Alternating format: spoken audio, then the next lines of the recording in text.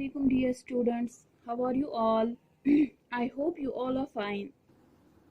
So today we are going to read page number 64. जैसा कि आपको पता है हमने ऑलरेडी सबक कंप्लीट किया है और कल हमने इसकी मशक भी की है।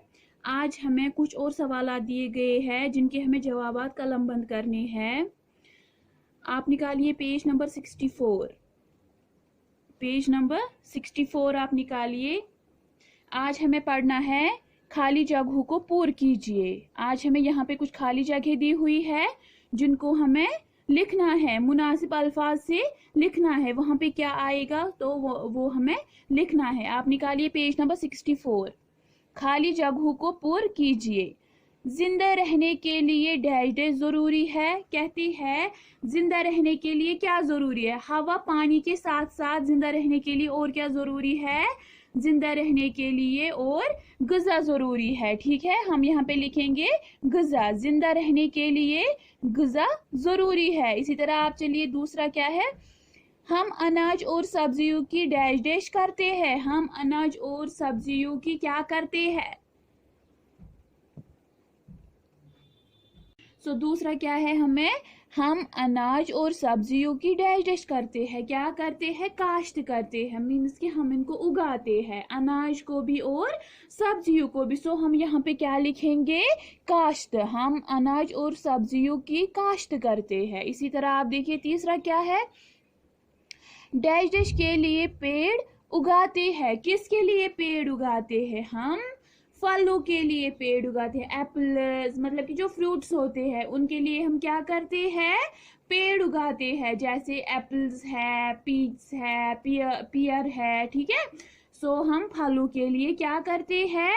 पेड़ उगाते हैं। इसी तरह चौथा देखिए, यहाँ पे हम लिखेंगे फलू। इसी तरह चौथा देखिए, गोश्त और डैश डैश के लिए मुर्गियां पालते हैं। गोश्त और अंडों के लिए हम क्या करते हैं? मुर्गियां पालते हैं। ठीक है, यहाँ पे हम लिखेंगे गोश्त और अंडों के लिए हम मुर्गियां पालते हैं।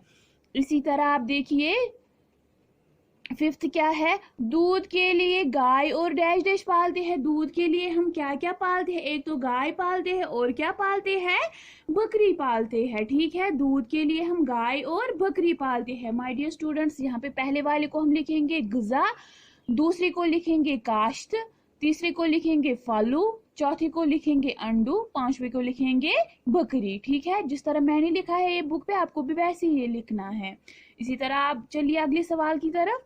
दरिज झैल अजनास में गैर मौजून लफ्ज को दायरा बंद कीजिए। कहती है यहाँ पे गैर मौजून लफ्ज है जो इनसे मैच नहीं करता है। हमें क्या करना है? हमें उस लफ्ज को दायरे में बंद करना है। जो इनसे मेल नहीं खाता, जो इनसे मिलता नहीं है, हमें उसको दायरे में बंद करना है। जैसे यहाँ पे है गुंदुम, आलू, चावल, मक्की, जवार। गुंदुम, चावल, ठीक है, मक्की और जवार। ठीक है, इनमें से सब्जी कौन है? ये सब क्या है? ये गुंदुम है, ये चावल है, ये मक्की है, ये जवार है। सो यहाँ पे ऑड वन कौन है? यहाँ पे ऑड वन है आलू, क्योंकि ये सब्जी है। ठीक है, सो हम आलू को किस में बंद करेंगे? दायरे में।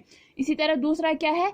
मक्की, पालक, लौकी, साग, भिंडी। ठीक है, ये सब देखो, मक्की यहाँ पे आप कीजिए अलग, पालक, लौकी, साग, भिंडी। ठीक है, पालक, लौकी, साग, भिंडी, ये सब क्या है? सब्जियां है। ठीक है, सो यहाँ पे ऑड वन क्या है?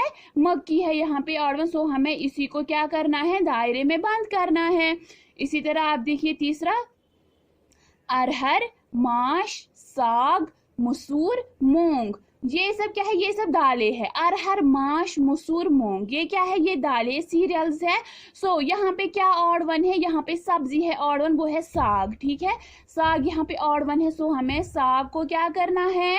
हमें साग को दायरे में बंद करना है। इसी तरह चौथा देखिए, सेब, संतरा, आम, केला, अरहर। सेब ये भी फ्रूट है, संतरा ये भी फ्रूट है, आम ये भी फ्रूट है, केला ये भी फ्रूट है। सो यहाँ पे ऑड वन कौन है? यहाँ पे ऑड वन है अरहर, क्योंकि ये क्या है? ये दालों में आती है। ठीक है, ये जो दाल होती है मीन्स की सीरियल्स में आती है, तो फिर हम इसी को क्या करेंगे? दायरे में बंद करेंगे। मैं फिर से बोलूंगी, गुंदुम, आलू, चावल, मक्की, जवार, यहाँ पे हम आलू को दायरे में बंद करेंगे। मक्की, पालक, लौकी, साग, भिंडी, यहाँ पे मक्की को अरहर, माश, साग, मसूर, मूंग, यहाँ पे साग को सेब, संतरा, आम, केला, अरहर, यहाँ पे अरहर को। माय डियर स्टूडेंट्स, आप चलिए दूसरे पेज की तरफ जिसका पेज नंबर है 65। आप निकालिए पेज नंबर 65। सही जवाब पर टिक का निशान लगाइए। अब हमें यहाँ पे सवालात दिए गए हैं, उनके जवाबात भी दिए हुए हैं, हमें उनमें से चुनना है कि कौन सा जवाब इसके लिए सही रहेगा।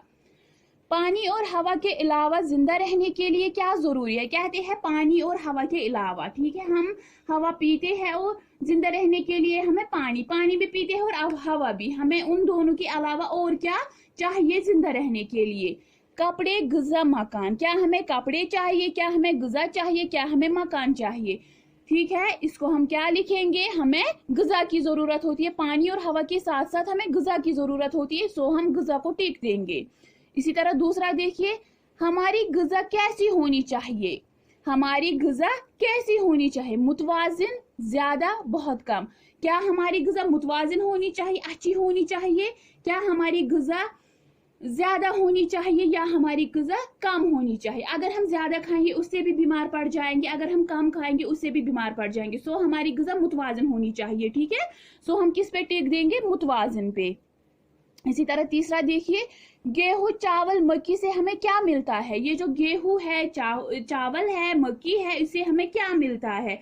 कार्बोहाइड्रेट्स मिलते हैं, प्रोटीन्स मिलते हैं या कैल्शियम मिलता है? इससे हमें कार्बोहाइड्रेट्स मिलते हैं, ठीक है। सो हम किस पे टिक देंगे? कार्बोहाइड्रेट्स पे। इसी तरह चौथा देखिए, मुतवाजिन ग़िज़ा न मिलने पर हमारा जिस्म क्या हो सकता है? कहते हैं अगर हमें मुतवाजिन अच्छा ग़िज़ा नहीं मिले तो हमारा जिस्म क्या हो सकता है? हमें क्या हो सकता है? क्या हम तंदुरुस्त रहेंगे या हम बीमार पड़ जाएंगे या हम ताकतवर बन जाएंगे? हम सीधी बात है, अगर हम ग़िज़ा अच्छी तरीके से नहीं खाएंगे तो हम बीमार पड़ सकते हैं, ठीक है।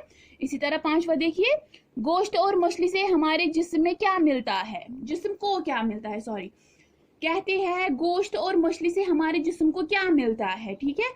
क्या विटामिन मिलते हैं, कार्बोहाइड्रेट्स मिलते हैं या प्रोटीन्स मिलते हैं? हमने ऑलरेडी सबक में पढ़ा है कि गोश्त और मछली खाने से हमारे जिस्म को प्रोटीन्स मिल सकते हैं, ठीक है। तो हम किस पे टिक देंगे?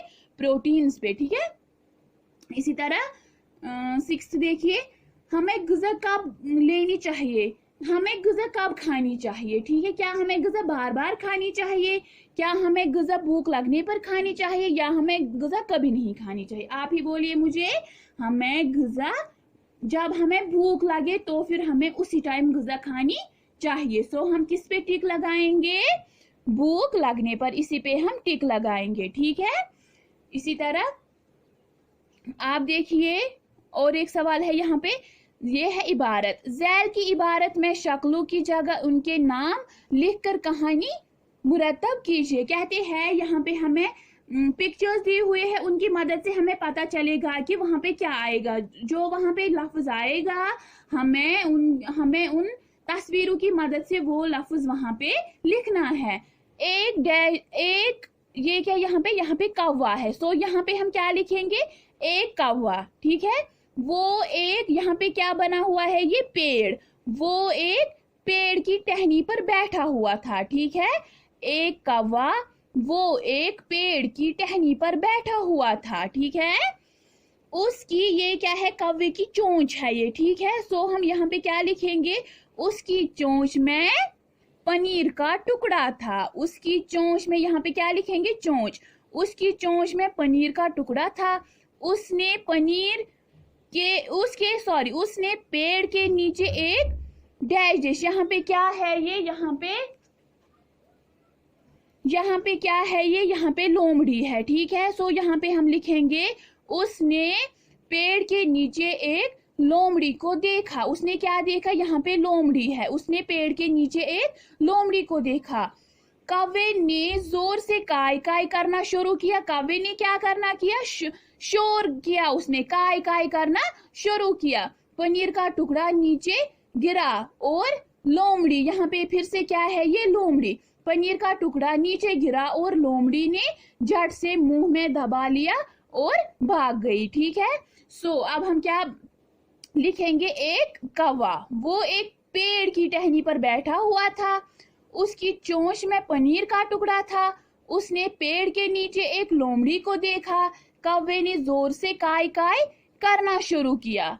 पनीर का टुकड़ा नीचे गिरा और लोमड़ी ने झट से मुंह में दबा लिया और भाग गई। माय डियर स्टूडेंट, जैसे मैंने यहाँ पे लिखा है ये आपको भी ये वैसे ही इसी पे लिखना है, ठीक है। हमें यहाँ पे पिक्चर्स दी हुई थी, हमने उसी की मदद से यहाँ पे वो अल्फाज लिखे हैं। माय डियर स्टूडेंट, जो आज मैंने पढ़ाया है आप ये बुक पे ही लिखना, क्योंकि ये बुक वर्क ही है, आपको ये बुक पे ही लिखना है और इसकी रीडिंग अच्छे से करना, ठीक है। आज की क्लास के लिए इतना ही, अगली क्लास तक के लिए फी अमानिल्लाह।